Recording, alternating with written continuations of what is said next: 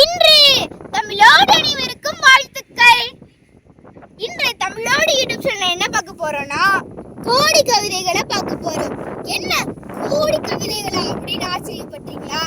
அந்த கோடி கவிதைகளும் என்னுடையது இல்ல, நம்ம ஔவையார் பாட்டியுடையதுதான். இந்த கோடி கவிதைகளை நீங்க கோடி கவிதைகளாகவும் நினைச்சுக்கலாம், இல்ல ஒரு கவிதையாகவும் நினைச்சுக்கலாம். ஓகே, ஆரம்பிப்போமா கதைய.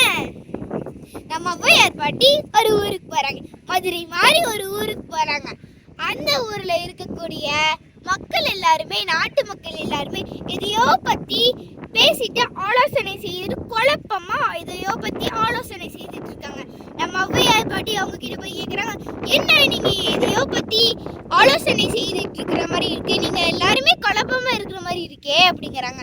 ஒருத்தர் என்ன சொல்றாங்க, எதுக்கு பாட்டி உங்களுக்கு எல்லாம் அப்படிங்கிற. இன்னொருத்தர் என்ன சொல்றாங்க, என்ன பண்றது பாட்டி, எங்க நாட்டு மன்னர் கோடி கவிதைகளை சொல்ல சொன்னாரு அப்படிங்கிறாங்க. இன்னொருத்தர் என்ன சொன்னார்னா, ஒரு கவிதையை சொல்றக்கே நம்முடைய கண்ணாமூலி திரிகிறது அப்படி சொல்றாங்க. நம்ம ஔவையார் பாட்டி என்ன சொன்னாங்க தெரியுமா, கோடி கவிதைகளா, நான் 4 கோடி கவிதைகளே சொல்லுவேனாமா அப்படிங்கிறாங்க. சரின்னு இந்த நாட்டு மக்கள் எல்லாருமே, நம்மளால தான் முடியல, இந்த பாட்டி தான் சொல்றேன்னு சொல்றாங்களே அப்படின்னு சொல்லிட்டு அந்த பாட்டி ஔவையார் பாட்டியை கொண்டு போய் அரசவையில மன்னன் முன்னாடி நிப்பாட்டுறாங்க. நம்முடைய ஔவையார் பாட்டி என்ன சொன்னாங்க தெரியுமா, என்னென்ன கவிதைகள் சொன்னாங்க தெரியுமா? மதியாதார் முற்றம் மதித்தொருகால் சென்று விதியாமே கோடி பெறும், உன்னீர் உன்னீர் என்று உபசரியா தம்மனையில் உண்ணாமை கோடி பெறும், கோடி கொடுப்பினும் குடிப்பிறந்தார் தம்முடனே கூடுதலே கோடி பெறும், கோடானு கோடி கொடுப்பினையும் தன்னுடைய நக்கோடாமை கோடி பெறும். அதாவது இந்த கோடி கவிதைகளுடைய பொருள் என்னன்னா, மதியாதார் முற்றம் மதித்தொருகால் சென்று விதியாமை கோடி பெறும். அப்படின்னா, நம்மளை மதிக்காதவங்களுடைய வீட்டில், அவங்களுடைய இடத்தில், அவங்களுடைய வாசப்படியே மிதிக்காமல் இருப்பது கோடி பெறும் அப்படிங்கிறாங்க நம்ம ஔவையார் பாட்டி.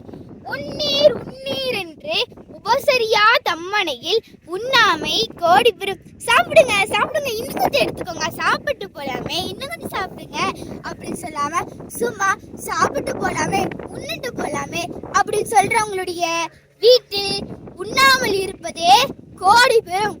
கோடி கொடுப்பினும் குடிப்பிறந்தார் தம்முடனே கூடுதலே கோடி பெறும்.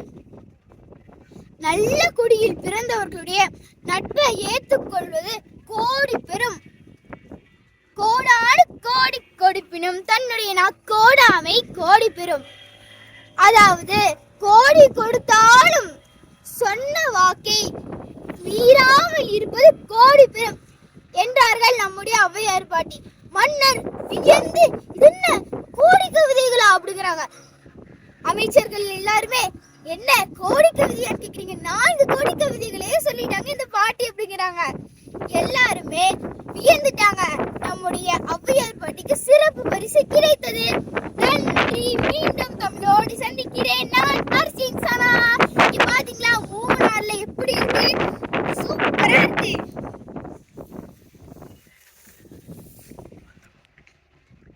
அந்த போட்ல தான் நாங்க இப்ப போக போறோம்.